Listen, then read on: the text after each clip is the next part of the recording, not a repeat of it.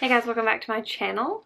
I actually filmed this Christmas book haul before, but I'm refilming it now because I went to edit it and I said the word at least 40 times in the first 5 minutes of the video.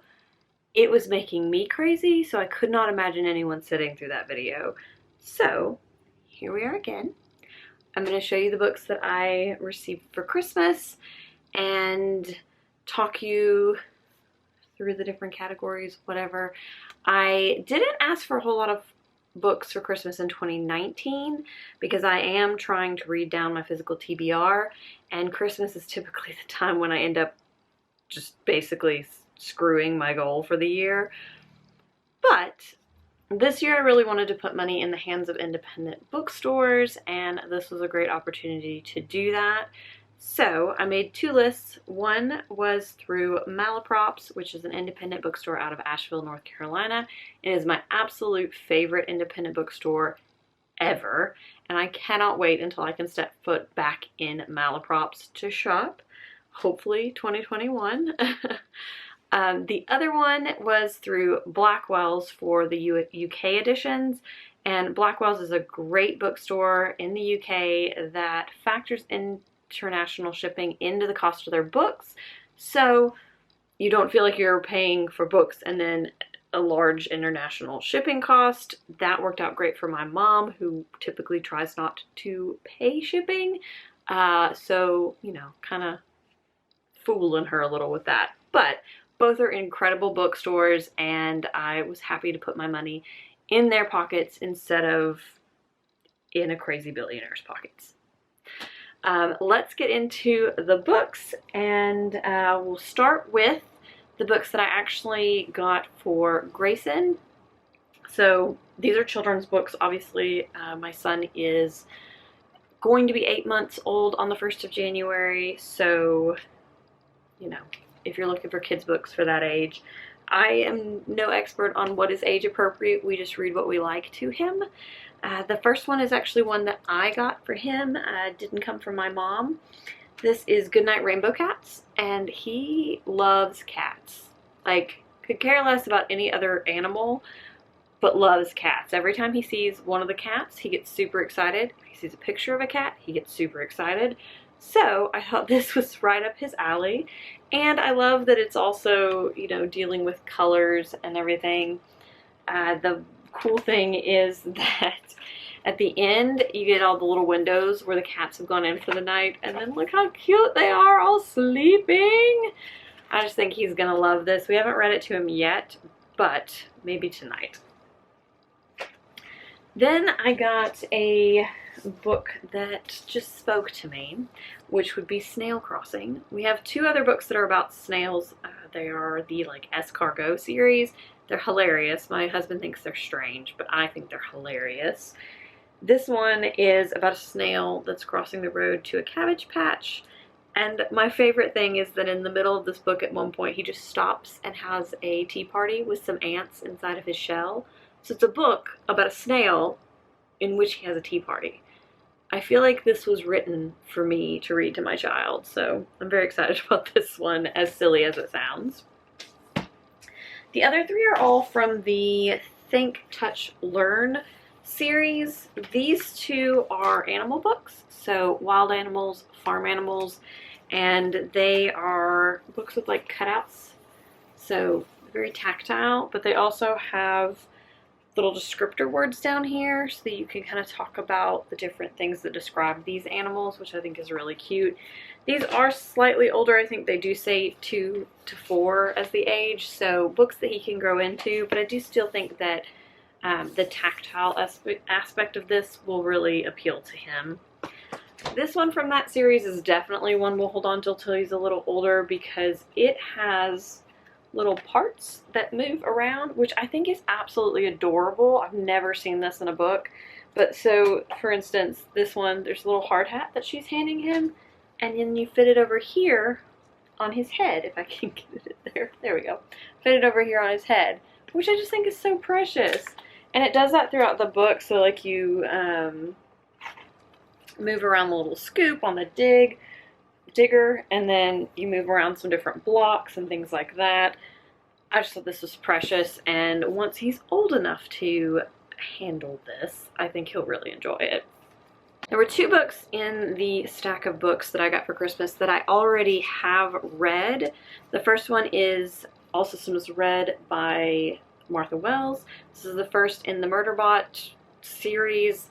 I've read all of the Murderbot novellas, and the novel that are out at this point, and I love them. If you're into sci-fi, I mean, at all, I would suggest this. Even if you're not, I think that the characters of this are really compelling, and Murderbot themselves is really an interesting character and just a fun character study. And the growth of this character throughout the series is very fun and interesting and endearing. So this is one of my favorite sci-fi series. I had the soft cover of this, and I haven't been able to find any of the other books in paperback, so I just went ahead and had it replaced with a hardcover to match the other ones. The other book that I have read is The Royal Assassin by Robin Hobb, and this is the illustrated edition, which is gorgeous. If I can find one of the illustrations to show you. Maybe not. No, apparently not. These are really great. I have the first one. My only issue is that for some reason these don't match, like, at all. Like, the texture of the cover is different, the way it's bound is different.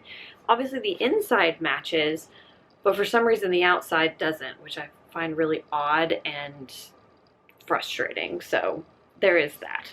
So I also got Giant Days Volume 13, which is the next to last volume of Giant Days. I'm going to be so sad when this series ends.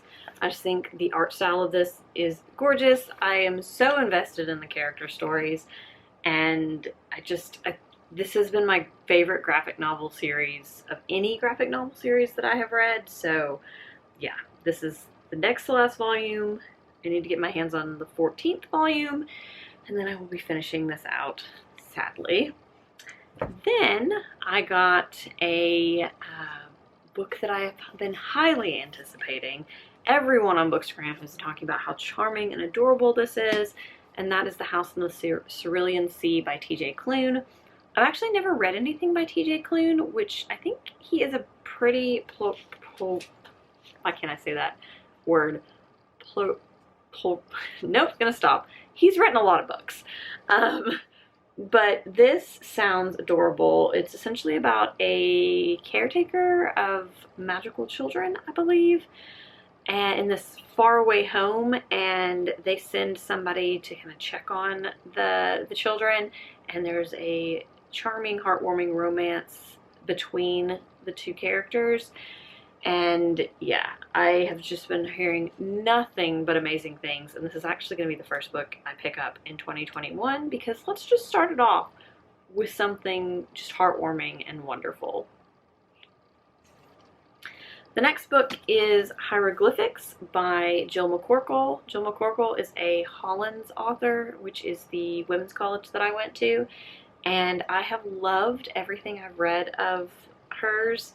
I believe I've read all of her novels and short stories. There may be one that I haven't read, but what I have read, I've just really enjoyed the writing style. This is a book about some different characters. Like, it's a family saga, sort of.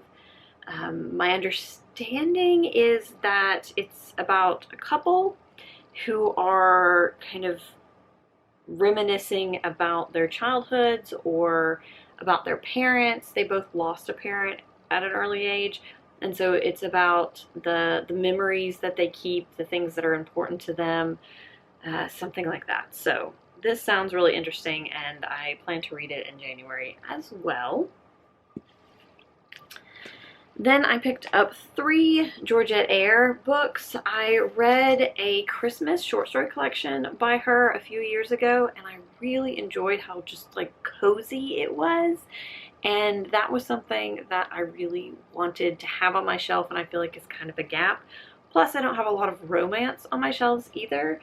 These are Regency romances. I picked out Frederica, The Grand Sophie, and then I did pick out Devil's Club, but have since realized that this is the second in like a little trilogy or something like that. So I will need to get the first one of this, which I don't know the name of.